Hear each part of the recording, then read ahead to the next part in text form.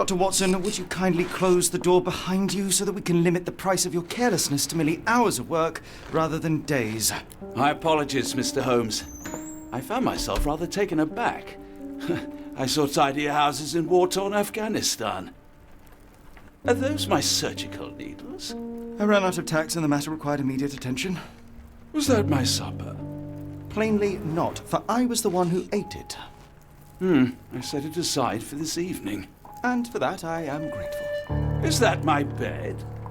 Watson, since you've proven yourself a master of observation, might I ask you to apply your skills to a more pertinent question? Namely, the whereabouts of today's newspapers. They are the key to everything.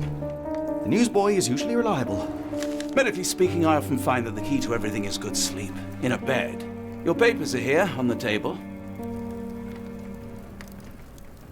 Let us see what the postman brought today. This mess is getting out of hand. What will the landlady think?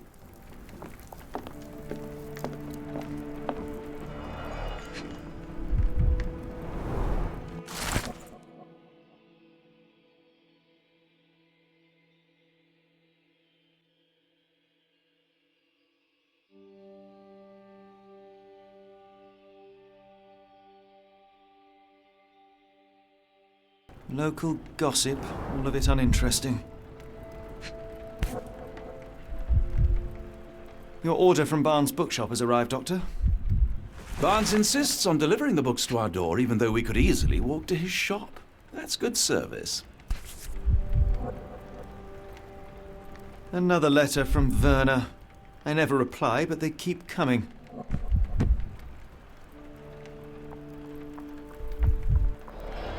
I don't see the Strand. Where is it? Pardon me? I am on the precipice of uncovering a pattern of crime across London spanning many months and involving many men. The missing paper cannot be a coincidence. That's preposterous. My dear fellow, life is infinitely stranger than anything which the mind of man can invent. Well, life used your newspaper to wipe its posterior, so after that unpleasant discovery this morning, I disposed of it. But in lieu of the Strand, perhaps I can deliver you something equally tantalizing. I have just returned from a patient of mine, Captain Stemwick, who... No, that will not do. Grab your coat, Dr. Watson. Let us hope nobody has collected the dustbin.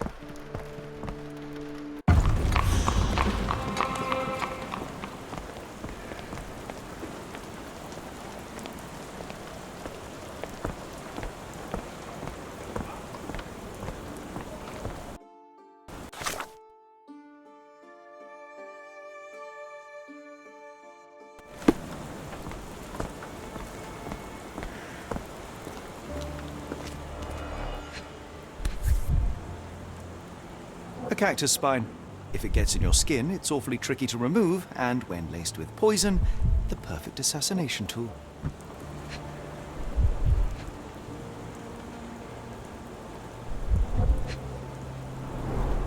You were mistaken, Dr. Watson. The paper was indeed dirtied, but not how you implied.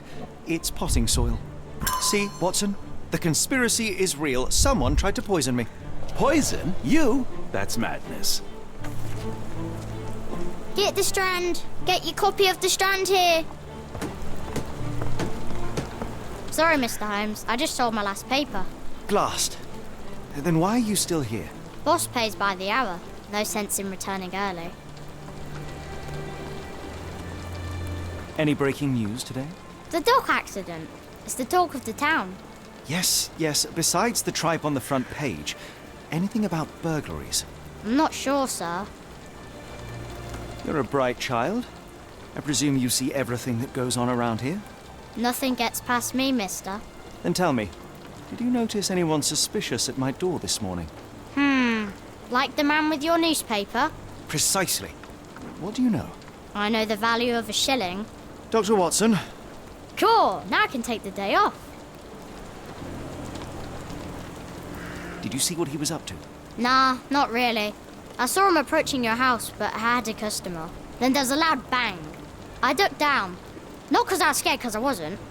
I had to protect the merchandise, and all I could see was him kneeling at your door. Can you describe the man you saw? He was carrying a lot of books. Up to his chin they were. Never heard of a well-read assassin. Looks can deceive, hence the appeal of disguises. Which way did he go? Not sure. I was distracted by customers. Sorry. All right. You earned your shilling. That'll be all. Thanks, Mr. Holmes. Maybe I could be your eyes and ears, if you have more shillings.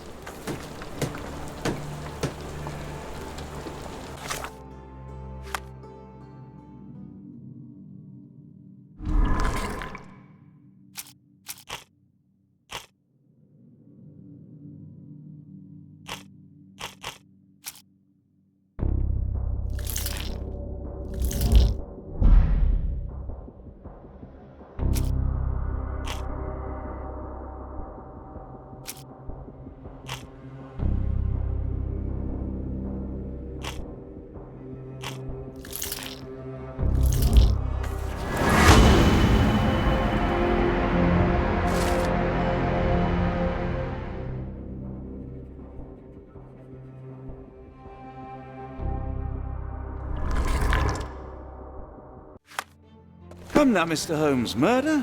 Yes, Barnes has his quirks, but he also Get has his...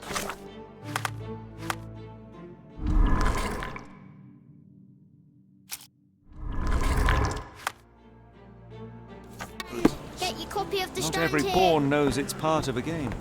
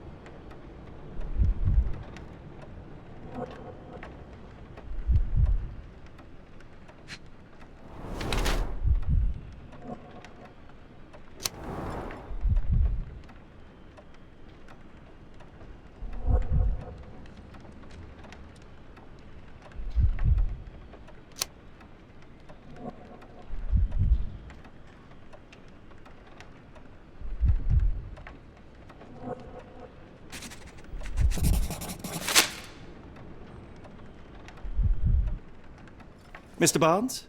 A word.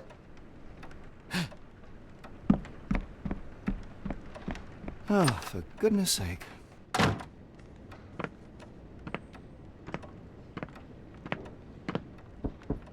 Who goes there? Sherlock Holmes. Now will you please... Mr. Holmes. Golly, I did not see you come in. Would you care to answer some questions for me? Well, I wish I could, but I am deep in the weeds with work. How about we reschedule in a month or two? Come now, Mr. Barnes. It will only take a moment. Really deep in the weeds with important things. Well, help yourself to any book. Just take it and pay later. I trust you, Mr. Holmes. Barnes doesn't seem like himself. Why is he acting this way? You're asking the right questions, Doctor. Let's find a way to coax him out. I could hardly imagine anything more macabre.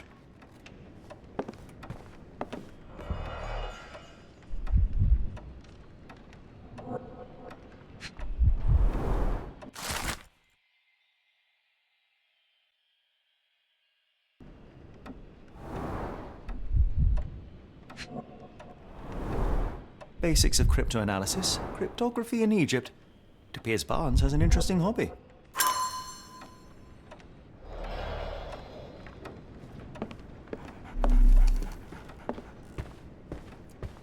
So, Barnes has a dog now. Who's a good boy? Apologies, but I can't hear you. Please come back later. The ladder is broken, recently, judging by the freshness of the wood.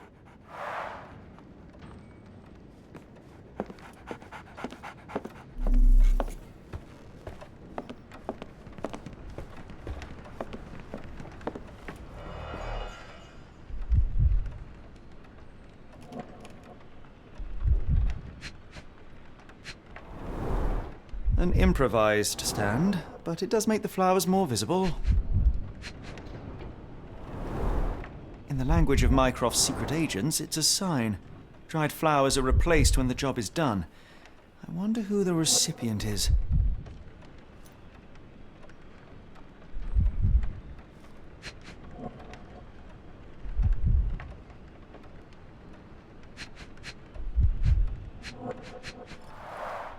Finest view London has to offer.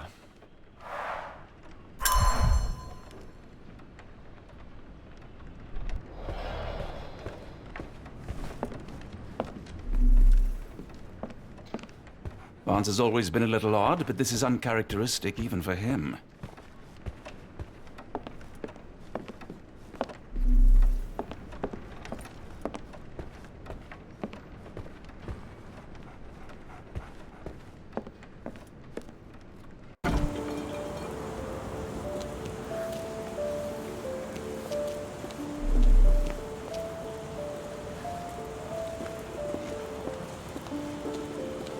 The weather is dreary, isn't it? To be fair, my flowers could use the rainfall.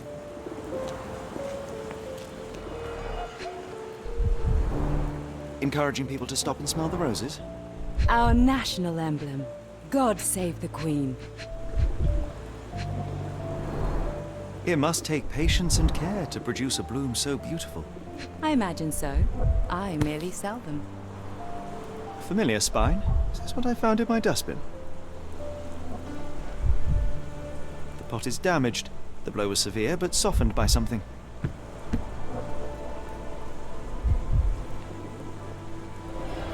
Anything tickle your fancy, Mr. Holmes?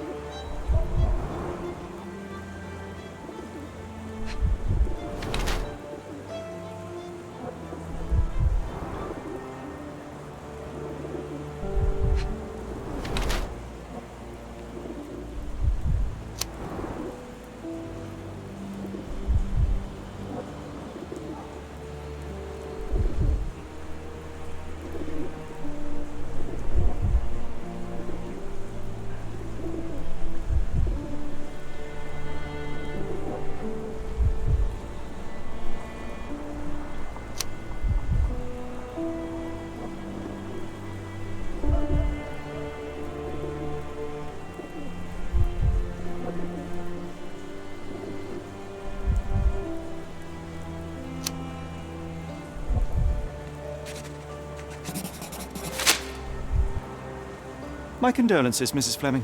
Mr. Holmes? Your husband's death. You're clearly still in mourning. Oh, no. I loved him more than anything, of course, but that was some time ago now. Life goes on. A lesson we all learn, one way or another.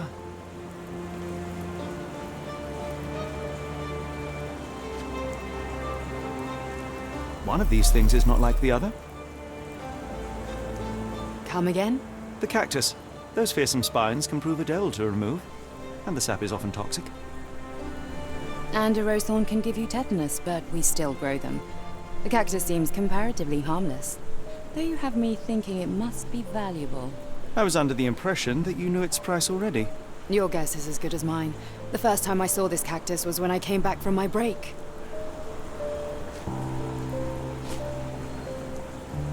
Are you sure you're asking the right person? I'm just a flower seller.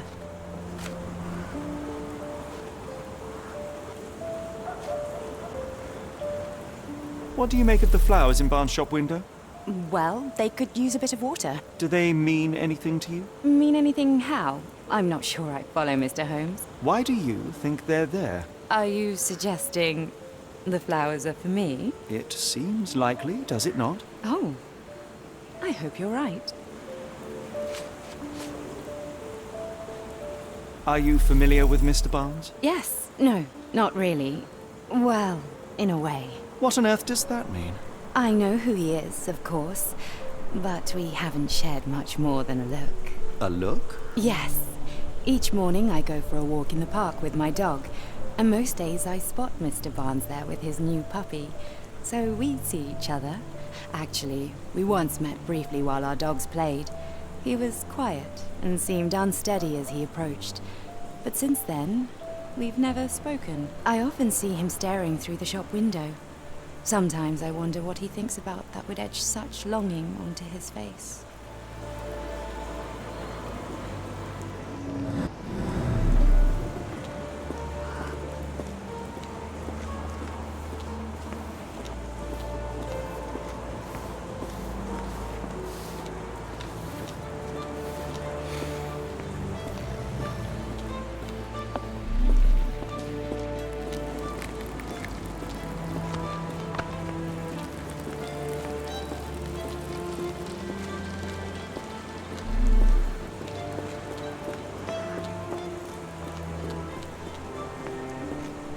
Impressive stature, strong gaze.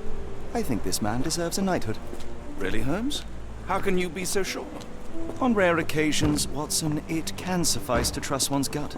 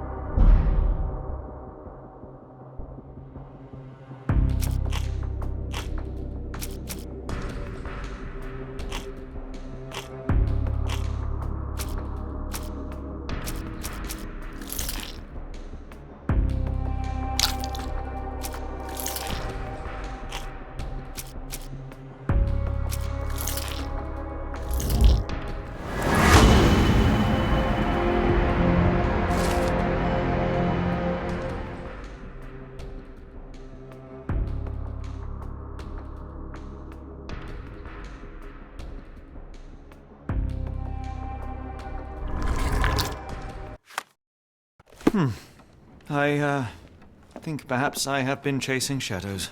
Do not despair, Mr. Holmes. Even the best of us make mistakes. We better tell Mr. Barnes what we've learned.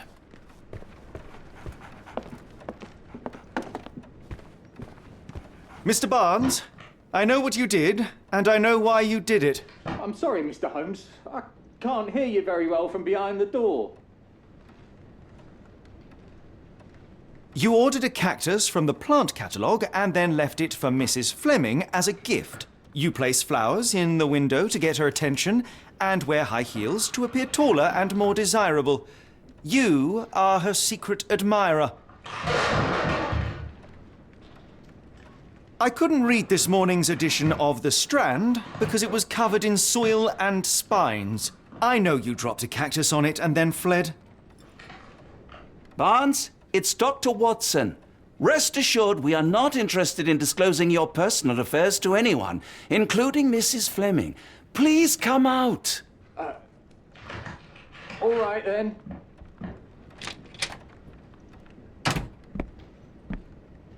So, you know what happened then? I was on my way back from the post office, having picked up the cactus and some books.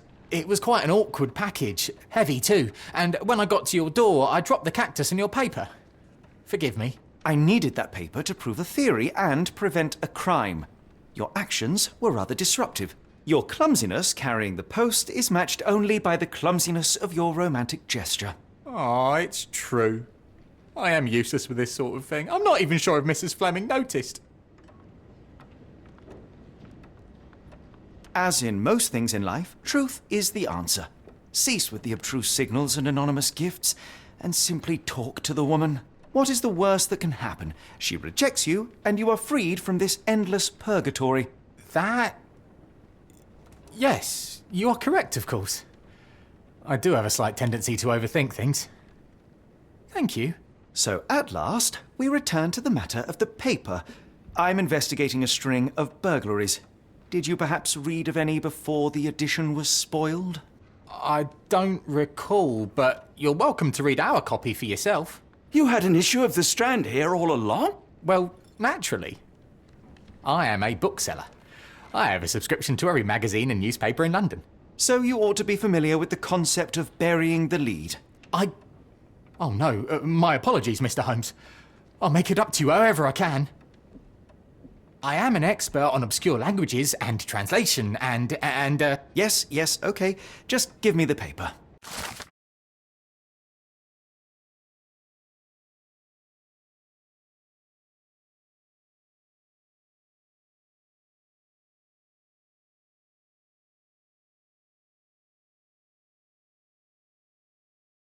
Come, Dr. Watson. Let us put this matter behind us. Farewell, Mr. Barnes. I hope to hear good news about you and Mrs. Fleming. Well, that was an utter waste of time. An assassination did seem rather unlikely. There was supposed to be another burglary. I was certain of it. Something you wish to say, Doctor? No. Well, only that you have a remarkable faculty for deduction and pattern recognition. And that perhaps, if ill-applied... I see things that are not there. Yes. It is London. There will always be burglaries. Doesn't have to mean anything. So it seems. Forgive me. Without something to occupy my mind, I turn into an entirely different animal. Which brings us back to my news from earlier. I think I have a case for you, a real one. Truly? Indeed. Though perhaps not as thrilling as your stories from Cordona. A patient of mine, Captain Stenwick, told me that his servant disappeared. I said I knew just the man to help. What do you say? Oh, Watson. Yes, I know it's not the most tantalizing mystery, nor the story to launch my writing career. But... it's brilliant. Let's go. Oh, good. Well, his house is nearby. Come.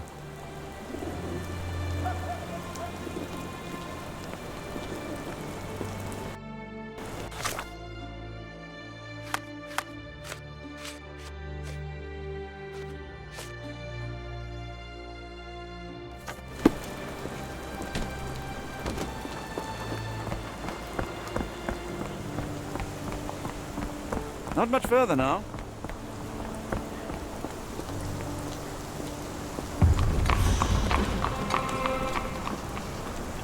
Is this lousy attitude of yours because of my altercation with Inspector Lockhart? Did he put you up to this? Sir, the inspector has nothing to do with it. I'm telling you the same thing I tell anyone seeking a missing person. Good day, gentlemen. Forgive the intrusion. Captain Stenwick, this is my colleague Sherlock Holmes, the consulting detective I told you about. At last, a professional. This useless officer refuses to do anything about Kimmy here, my missing servant. What was your name again? I shall be certain to inform your superiors. Sergeant Ruffles. And it's my superiors who made this decision, sir. Have there been other disappearances lately? Of course, here and there. But when life is tough and opportunity comes knocking, you can't blame those who answer. Why has the police department decided not to help? We investigate murders, thefts, fraud, arson, real crimes. A servant walking away from his master is not our highest priority. That said, if we find Kimahia breaking the law, we'll be sure to notify Captain Stenwick. Now, I must be off. Best of luck in your search. You heard that, didn't you? The way that man spoke to me. I shall need your written testimony. Then we can lodge a complaint. Captain, perhaps Mr. Holmes' time is better spent learning about your servant, so that he may begin his investigation. Ah, yes. Quite right. Fire away. Tell me about Kimahia. He's foreign. A Maori. All the way from New Zealand. Biggest man you've ever seen. And as strong as two. Dark hair and fearsome tattoos. He doesn't speak a whit of English. Never bothered to learn. But I made do with pointing. I invested a lot of money in him, so he must be found. When did you last see your servant? Kimmy here normally brings me the morning papers, but yesterday I had to get them myself. He must have escaped the night before yesterday. May I see your servant's bedroom? His shack is in the garden. You can't miss it. Did you search the room? Of course, but only to check he wasn't lying dead inside. Everything seemed normal at a glance. I take it this is the first time Kimahia has vanished? Undoubtedly. The man seemed terrified of the city. I think it was all the noise. He never left this estate. Should he cause any damage, I will bear the responsibility, for it was I who rescued him from savagery and brought him here to England in the first place. Is there any reason Kimahia may have left? I should think not. He had all he could have wanted. Gainful employment, new clothes, and all the cabbage he could eat. Did Kimahia make off with anything of value? Heavens, no. I would have mentioned it to Sergeant Ruffles. Still, he must have fled with some money on his person. No. I kept his wages in my safe. For security. All right, Captain. I think I have enough to get started. We shall first take a look around the mansion. Go ahead. I'll be here, mentally drafting my complaint.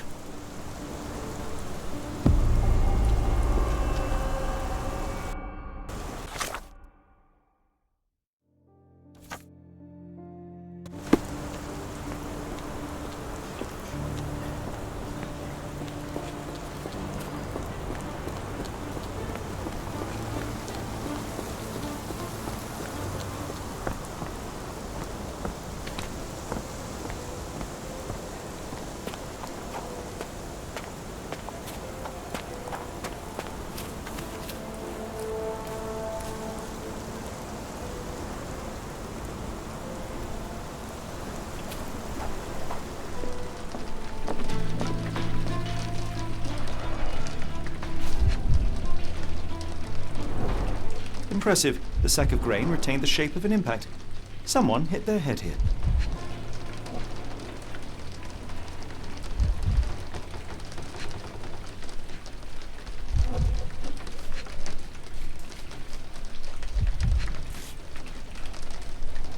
A small navy spyglass.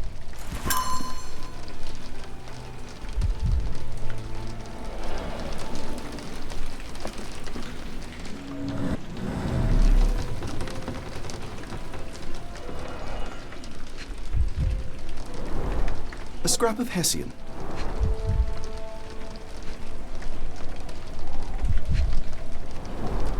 These were sturdy boxes. It would have required a serious blow to break them.